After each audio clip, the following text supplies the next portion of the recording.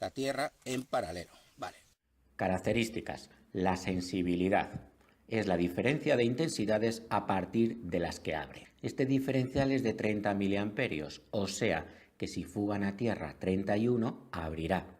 Estos son los valores de sensibilidad normalizados. En viviendas y oficinas se usa el de 30 miliamperios. Para proteger instalaciones eléctricas de una sauna utilizaremos uno de 10 miliamperios. En industria ya se usan sensibilidades mayores. Estos son diferenciales tetrapolares de 30 y 300 miliamperios.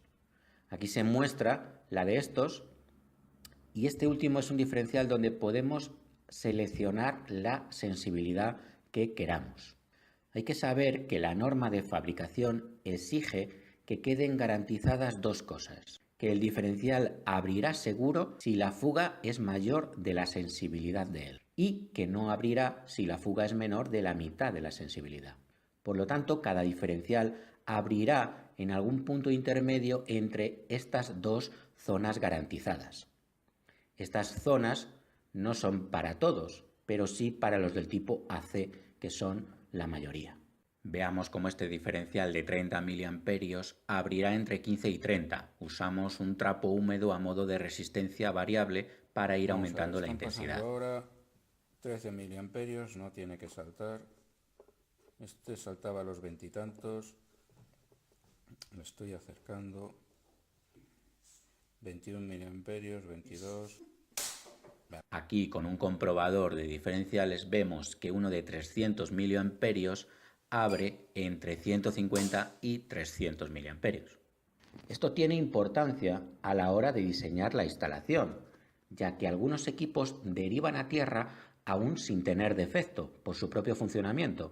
Esta máquina fuga 3 miliamperios sin que esté estropeada ni sea peligroso, y sin que queramos que abra el diferencial. Pero si de un mismo diferencial colgamos muchas cargas, a poco que fugue cada una, puede darse el caso que aún sin haber defecto en ninguna, el diferencial salte, quedándonos así sin suministro.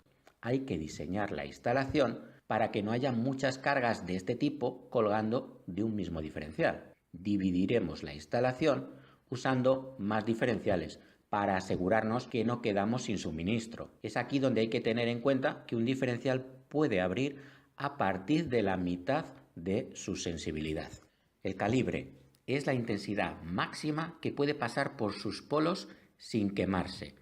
Este es de 40 amperios. Si pasa más, se quema. Ojo, no abre, no desconecta. Recordemos que los diferenciales solo abren el circuito si hay diferencia de intensidades. No hay que confundir el calibre de un magnetotérmico, que en este caso sí que abre si pasa más intensidad de la que marca su calibre, con el del diferencial. Vemos aquí donde nos muestra la información del calibre.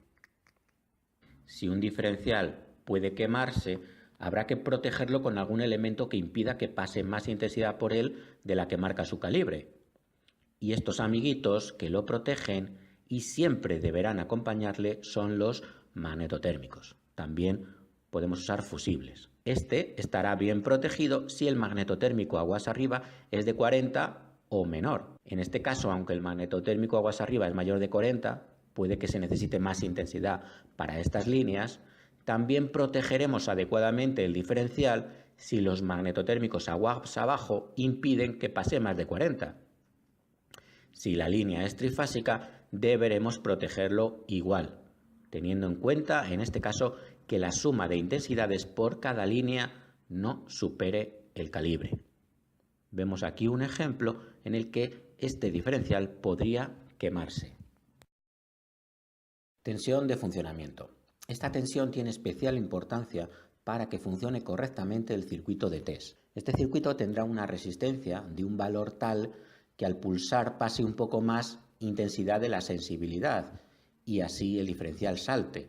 He supuesto aquí 6.000 ohmios para que alimentados a 230 circulen 38 miliamperios, que es un poco más de 30. Al pulsar, y si el diferencial está en buen estado, este saltará. Para eso es el pulsador de test, para comprobar de vez en cuando que está en buen estado. Si pulsando el test no salta, deberemos cambiar el diferencial. pero si alimentamos a menos tensión, la intensidad por el circuito puede ser tan baja que no haga saltar el diferencial, aunque esté en buen estado. Además, si mantenemos pulsado el test, puede quemarse la resistencia, ya que esta es de muy poca potencia, ya que lo normal es que cuando pase intensidad por ella se abra el circuito casi instantáneamente y quede sin tensión. Y si alimentamos a más tensión, provocaremos una intensidad tan elevada que quizás el diferencial salte aún estando en mal estado. Por ejemplo, tenemos uno de 30 miliamperios que no abre hasta los 60 miliamperios porque está dañado. Lo ideal es que al pulsar el test no abra y así me indique que está en mal estado. Pero en este caso, alimentando a tanta tensión, hacemos pasar 66 miliamperios y abrirá, haciéndome pensar que está en buen estado y que lo he quedado conectado bien. El instalador debe conectarlo de forma que funcione correctamente el test. No olvidemos que es un elemento destinado a proteger sobre todo a las personas. Ojo, el correcto funcionamiento del test no tiene nada que ver con que el diferencial abra si hay un defecto. En estos tres casos, los diferenciales están bien. Abrirán ante esta fuga de 31 miliamperios, pero en dos de ellos no podemos asegurar que el test nos indique que están en buen estado. Aquí vemos tensiones de alimentación de distintos diferenciales. En diferenciales tetrapolares, el conexionado es un poco más complicado. Veámoslo. Resaltamos el esquema y la marca donde nos dicen que hay que poner el neutro. Si vemos 400 voltios, habrá que suponer que hay que alimentarlo a una red trifásica, porque es tetrapolar, de 400 voltios entre fases y 230 entre cualquier fase y neutro. Por lo tanto, el circuito de test, que según el esquema está entre N y 1, estará preparado para funcionar a 230. Deberemos conectarlo así o también así, no pasa nada por cambiar una fase por otra. Pero si lo conectamos así, habrá 400 voltios en este circuito preparado para 230. Esto estará mal conectado por lo mismo que dijimos antes, y es probable que al pulsar el test, el diferencial abra y nos lleve a pensar que lo hemos conectado bien. Si queremos proteger cargas de 400 voltios sin neutro, por ejemplo un motor trifásico, deberemos traer hasta el diferencial el neutro para que funcione el test. Pero si no tenemos neutro, podemos poner una resistencia aquí. El valor nos lo da el fabricante. En este caso nos dice 2400 ohmios. Ahora el circuito de test tiene dos resistencias en serie y aunque lo alimentemos a 400 voltios, pasará a una intensidad similar a la que circularía alimentándolo a 230. Si no ponemos esta resistencia y lo unimos por un cable, estaremos alimentando a 400 voltios como antes. Pero si necesitamos proteger cargas trifásicas sin neutro de 230, sí que podemos usar un cable y conectar las fases aquí.